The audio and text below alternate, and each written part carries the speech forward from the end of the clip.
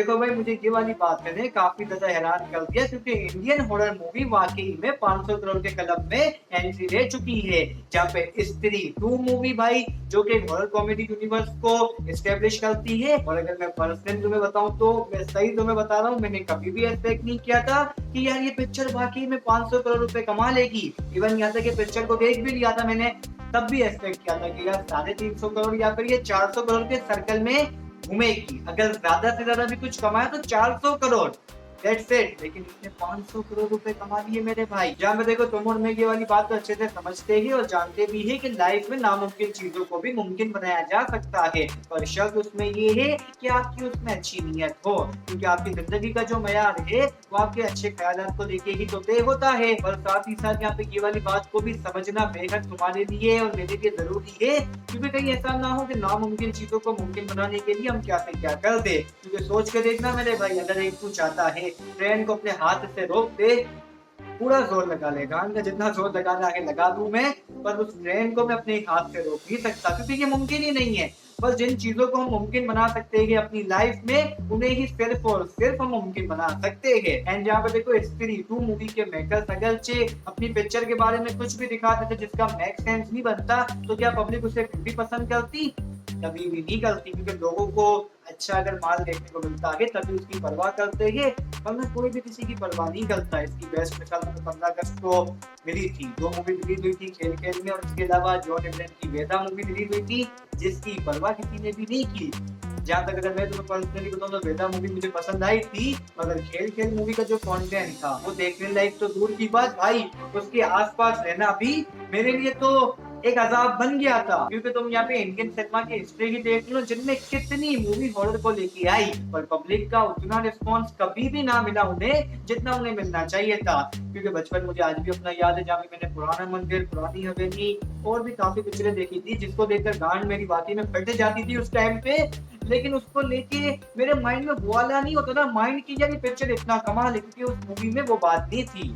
लेकिन यहाँ पे 2024 की दुनिया में स्त्री 2 नामी पिक्चर आती है जो कि हॉरर के साथ ही साथ कॉमेडी टचअप भी देती है तुम्हें, लेकिन इन सारी बातों के बावजूद भी इतना ज्यादा माल कमा लेती है। एंड इस पर से स्त्री 2 मूवी ने किस तरह ऑडियंस को खींचा, उसको लेके अगर तुम्हें फैक्ट बताऊं जो कि काफी ज्यादा हैरान कर देता आगे। जहाँ पे देखो, अगर तुमने हॉरर मूवियां देखी है और अगर तुम हॉरर मूवियां देखना पसंद करते हो, उनमें क्या होता है, सिर्फ और सिर्फ हमें ड्रामी बातें ही सुनाई देती है, कॉमेडी टचअप थोड़ा सा भी दिखाई उसमें देता नहीं है, क्योंकि उसमें जरूरत भी नहीं होती, और उसकी जो ऑडियंस होती है उन्हें भी वहां पे कॉमेडी देखने की टुच्ची सी भी जरूरत नहीं है। लेकिन इंडिया के अंदर देखो, मैं ये वाली बात को काफी टाइम से ऑब्जर्व करता हूँ कि अगर कोई मूवी में एक ही किस्म का कॉन्सेप्ट को दिखाया जाता है, फॉर एग्जाम्पल हॉरर ही दिखाया जाता है, तो ऑडियंस का जो मिक्सचर होता है वो एक ही लेवल का होता है।